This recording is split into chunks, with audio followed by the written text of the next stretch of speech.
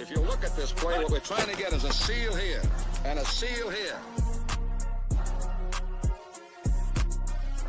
Let's go now. A little life out here. Let's have a little life out here.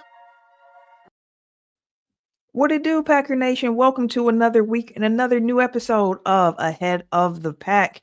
I'm your host, Camille Davis, joined by Dan Kotnik. Now, Monty Moore was here, but technology was just not being friendly. So we'll see if he's able to join us as we do the show. But we said we might as well go ahead and get this one started.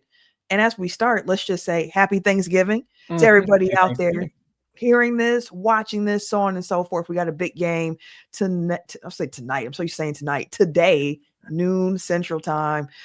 Packers and Lions. Dan, as we do the opening drive here on the show, what is the biggest storyline for you heading into this week's game? Yeah. In keeping with the Thanksgiving holiday theme, I've written it out as, will the Packers be having Thanksgiving or Friendsgiving? Now Elaborate. I will elaborate on this wonderfully crafted, eloquent metaphor. So basically, will the Packers be able to come out and dictate what's going to happen in this game? Friendsgiving, everyone brings whatever they want to eat. If you've got somebody that doesn't eat meat, they bring like a tofu dish or vegetarian dish or whatever. Like, or someone has an allergy, they bring something else. Or someone just says, if you're Andy Herman, you just say, I'm gonna bring buttered noodles for everything. Everyone kind of brings whatever they want, right? Thanksgiving, I'm making Thanksgiving, and that's what you're eating. Yeah. The Lions can come out and say, oh, I want this, I want this. The Packers need to come out and say, sit down, you're eating this. This is what you're doing. It's not the Lions saying, we're going to run the ball, we're going to do this. No, the Packers, like they did against the Vikings, need to come out and say, this is how where the game is going to be played. You will play on our terms. You're going to make Jared Goff throw the ball under duress. You're going to run the ball efficiently and give Jordan Love a chance to set up the big explosive plays on play action, because that is how this team functions. We just saw on Sunday how this team operates at its full capacity. It's being able to play complementary football, and you really can only play complementary football if you are dictating the terms of how a game is being played. So that's how I'll say it.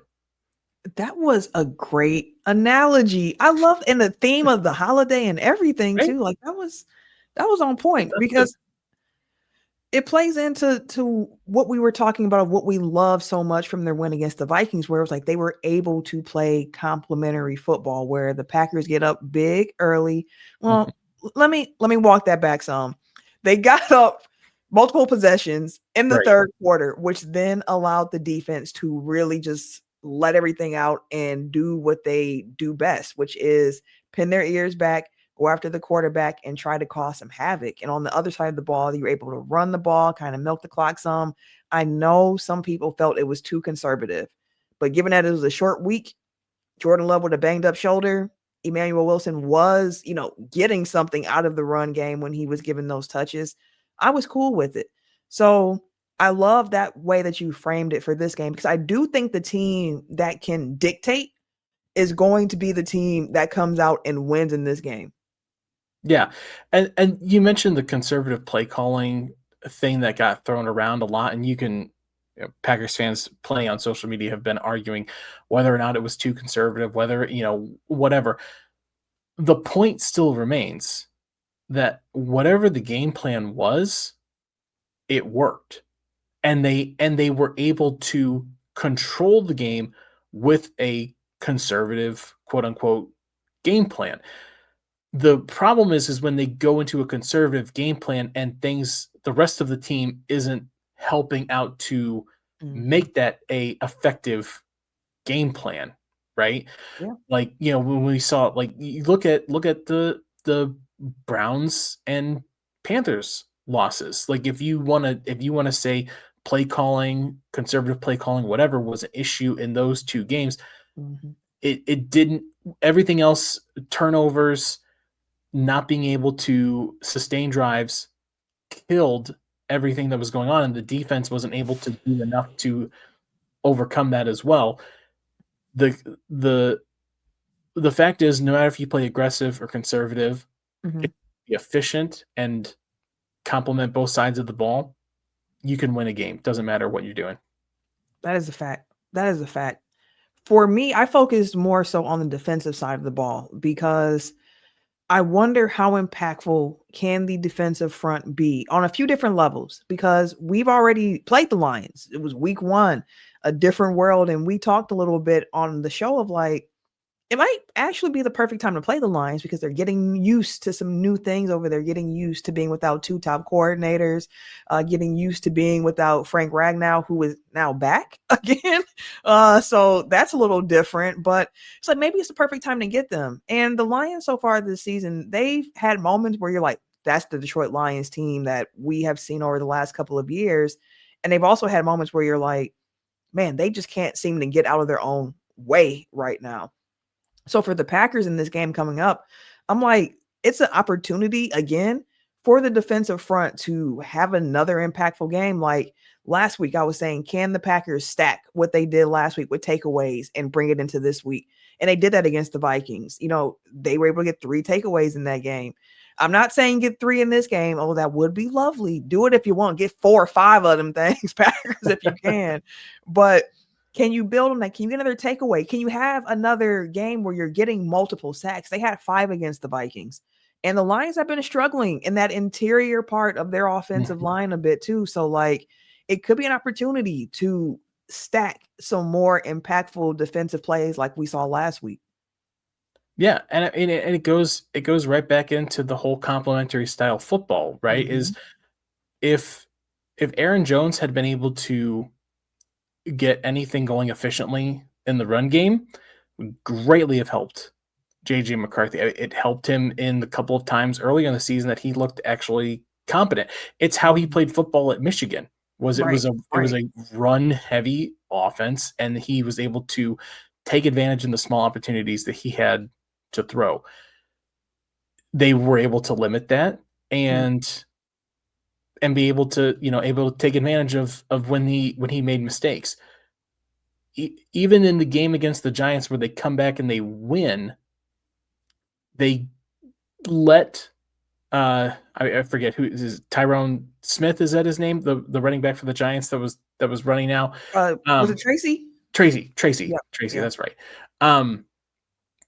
He was able to still run efficiently enough that Jameis Winston was able to just pick and choose when he decides to throw. It puts the defense in a much better position for themselves when the offense cannot run the ball efficiently, and they start to kind of feel that pressure breathing down their neck as time goes on. Jared Goff is not a good quarterback under pressure. You have to be able to take away the Jahmyr Gibbs, at least limit the Jahmyr Gibbs factor enough where it puts them. You don't even need to stop him every single time. You just need to get enough opportunities where it's a third down passing opportunity. Yeah. Take advantage of those individual times. You don't need to get turnovers. Like you said, I would love to see 4 or 5 turnovers on Jared Goff this week. But a punt on 4th down is just as good. And so it's going to be tricky this week. You don't have Quay Walker, or I think he's still questionable. I think he's questionable, but some of the moves that they made on the roster, like they're trending. Yeah. You don't have Van Ness. You don't have Carl Brooks. Those Carl Brooks especially has been a high-end rotational guy in the middle of the defensive line. So now you're relying basically on probably Brinson, Stackhouse to play a lot more extra snaps, which they've kind of struggled in. It's going to take everybody to kind of come together and coalesce that defensive line and hold the front. Yeah, and even more on Wyatt's shoulders too.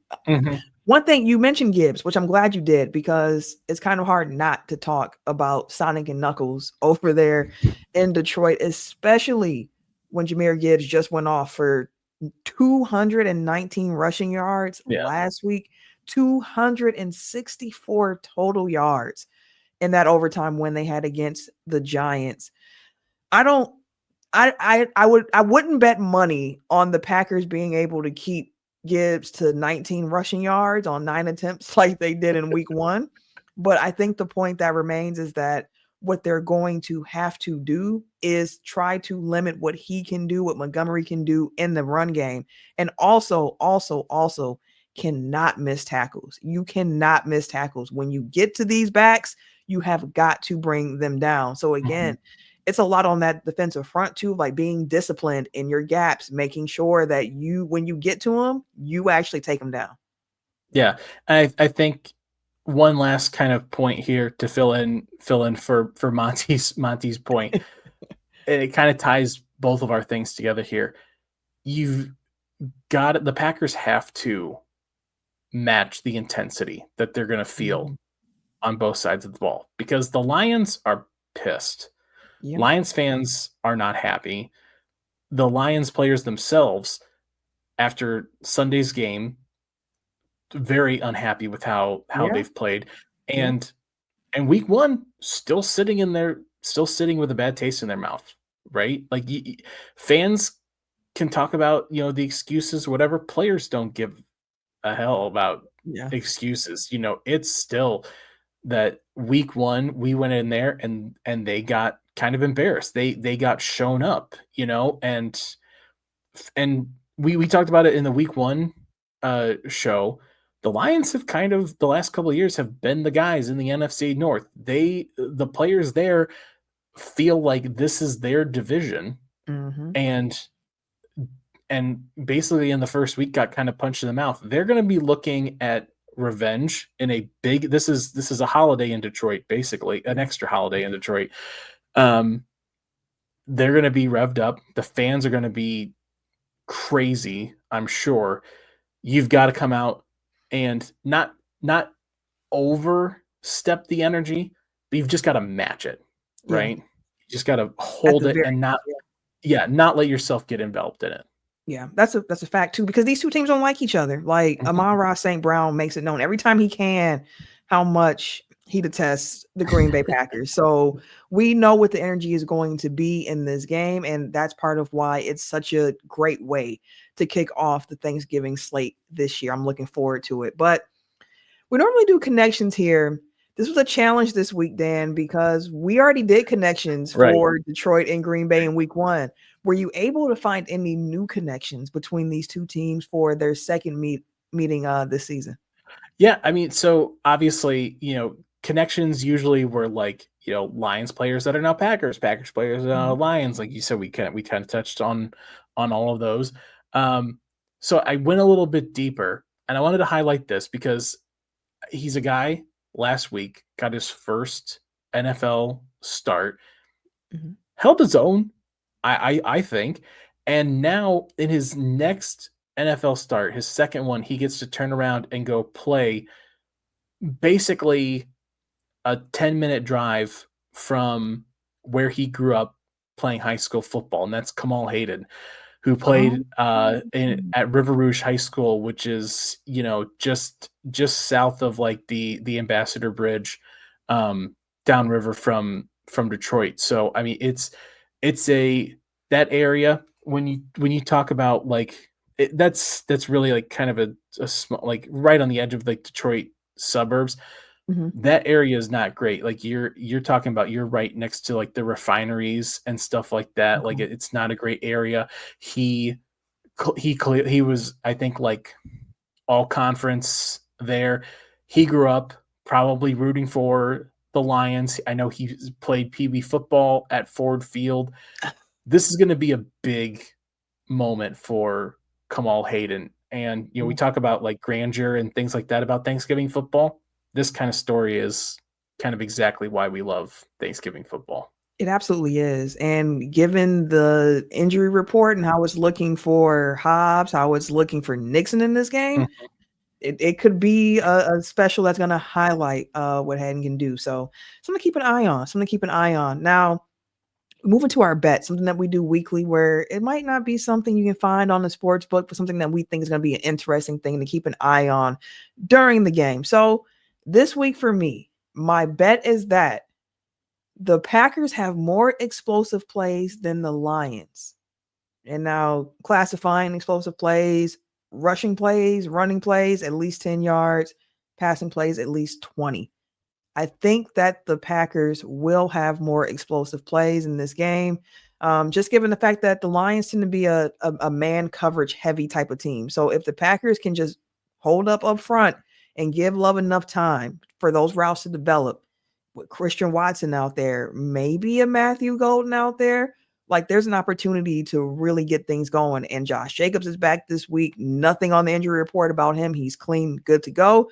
And then what we saw from Manuel Wilson last week, like this 1-2 punch that's developing here in Green Bay, what can they do? So I think that the Packers will have more explosive plays than the Lions. Yeah. If I think about it, if I was going to make a bet where it's just, is this number higher than the other one? I almost would lean more towards the Lions just because I am deathly afraid of Jahmyr Gibbs as a running back. And I think that there's going to be opportunities where he's going to have quote unquote explosive plays, like a 10 plus rushing yard type play. I think I agree with the spirit of your take on this, in that I think the explosive plays that the Packers have are probably more impactful, if that, if that kind of makes sense. Like both of these 10 rushing yards, 20 passing yards, like you're getting a first down on either one, right? I just think though there's something about a 20 plus yard passing play, like, because if you go 20 plus yards, you're probably closer to like 25 yards. And so on one play, you've gone a quarter of the field. Right. And depending on where you're getting the ball, like that play almost puts you in field goal range. Right. So I think from the passing side, I think it hits a little bit more. It's very much more immediate and kind of field flipping than a rushing play can be. And so I think what you're saying is that, the Lions tend to give up a lot of these big offensive passing plays. I think that's going to be really impactful. I think it's going to help take the air out of the stadium. It's just going to help the Packers a lot more. So I don't know if I agree with the number side, but I do think the Packers get more impactful plays like that. Yeah. Yeah. I think the opportunity is going to be there for him, especially too. There's no Kirby Joseph in this game as well. So you're missing a top safety. Arian Arnold may or may not play. Right. So like there could be opportunity. The question for me is, one, again, how is Love feeling? How healthy is he in this game? And then two, what other help does he have on the skill position side of things? Like if Golden's out there with that speed threat, him and Watson's, like that could be crazy. Dobbs can be very consistent too. We've seen Wicks break loose a few times too. Not as many as we have, like last year, but the drops were a bigger part last year. But we're not talking about that. Dan, what is your bet for this week? As per usual, I like to go any chance that I can to target Tom Brady with our bets here. I was reminded last week how good it was to hear Greg Olsen as a color analyst on a game, and just reminded this week thinking about the game, like it's gonna be a Tom Brady game. So I have that Fox, and I've worded it this way: queries Brady GPT, because it feels like Tom Brady is just like a Chat GPT version of a color analyst at this point. But they query him to produce a terrible John Madden impression. I feel like they're just, it's like, it was funny when Greg Olsen did it, because he's very self-aware of all the, the turducken and all this, whatever. Tom Brady doesn't have human emotion, and so I don't it seems very, it's like an alien or something pretending like he knows how humans work, and so it's always very cringe. and Fox never passes up an opportunity to put Tom Brady in that position. I didn't even think about something like that. But given the fact that it is a Thanksgiving game, there's going to be the John Madden's name is all over this. And they have the patches and everything. Right. Like it's his day, which by the way, I love that they do that because I do think of John Madden first when I think of like NFL on Thanksgiving, which now saying that and thinking about it is showing age now, which is so crazy to think about. Like certain debates that happen, and I'm like, well, yeah, like I saw that, and then people be like, I didn't watch that player, like I didn't see the Brett Favre years, and I'm like, oh man, like I'm all right, we're starting to climb that chart there, but yeah, I think there's definitely going to be a Tom Brady, John Madden impression at some point. Even if it's just a quick like ad lib, it's going to happen. It's going to happen. He's just so like, oh, it's so bad. Like as bad as he is in like the analyst position, when you force him to improv like on screen, it is like it's watching AI is what it feels like. It's what. All right, well, let's get our computers out here and try to make some predictions for this week. Thanksgiving game in Detroit. Score predictions for the game. I'm thinking it's going to be a close game. I'm thinking that the offenses are going to have some moments in this game, and it's going to come down to like who can get that last stop. Which defense is going to be able to dig in and get that last stop. I am predicting a final score of 33-30. And I'm going Packers because I feel like it's one of those games too, like I mentioned. There's injuries affecting both sides in this game. I have more faith in the Packers defense, even with those injuries, given how dominant that front is. And I know Detroit has some dogs up front too. But seeing what I've seen from Micah Parsons this year, why it seems like he's healthy after coming back from his injury, the first few games, you didn't really see him, but you're feeling him now in these games. And Gary seems to like playing in Detroit too. So maybe we get a Rashawn Gary breakout game as well. And don't let the offense go. Like I just feel like that's going to be that kind of game. Yeah, I agree with you. I mean, well, 2 years ago, Gary had what, 3 sacks? I think. Yeah. So let's hope. I think it's going to be interesting because now Dan Campbell has taken over offensive play calling duties, and so now it's a chess match between Dan Campbell and Jeff Hafley directly. Yes.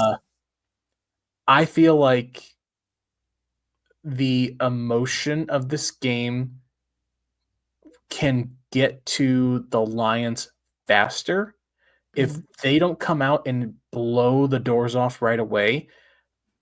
I feel like they could start overreaching a little bit. All week I've been thinking about this prediction, and I've always felt like Lions have the edge just being at home and having, a little bit more of a healthier lineup across kind of the board, it feels like. But, man, I can't pick the Detroit Lions. I can't ever do that. I couldn't stand myself. I couldn't look in the mirror. I have a very similar score. I have 34-31. I think you nailed all of it. I think it's going to be close. It might come down to something at the last little bit there. But yeah, I'll take the Packers on this, and couldn't be a man if I didn't do that. Couldn't look my son in the eye. So we're both thinking Packers by a field goal in this game. I'm really excited to watch this one. This is the first year I'm not doing a turkey trot. We normally go out there, do the little 5K run and all that. I was like, we got too many houses to hit this year. I got too much cooking to do. We ain't running this weekend. So I get to like watch at least the beginning of the game at home before we got to start moving around. So it should be fun. It should be fun. And again, everyone listening, we appreciate you for doing so. And we hope that you and yours have a wonderful, wonderful Thanksgiving. And hopefully the Packers can bring a little bit more cheer on the holiday for us. Dan, where can the people find you if they want to look for you outside of course, over there on Pack a Day Podcast, where we do the audio side every Monday, along with Monty, as well as the trio, the Marvelous Monday crew? Yeah, definitely. Like you said, Pack a Day on Mondays, always a lot of fun. You can also see us live on Game On Wisconsin's Lombardi's Bar YouTube channel Wednesday nights, 9:00 Eastern, 8 Central, live over there. And then social media wise, I'm always over on Blue Sky at Dano the Mano. Yeah, and you guys can follow me at Camille Monet, Camiloe Monae on Twitter, Blue Sky, and Instagram. And also doing Locked On Bucks. Ahead of we know where we at now. Y'all know where we at. We ain't gonna belabor the point right now. You got the social, you know where to find me if you want me. But happy Thanksgiving, everybody. And as always, go Pack Go. Go Pack Go.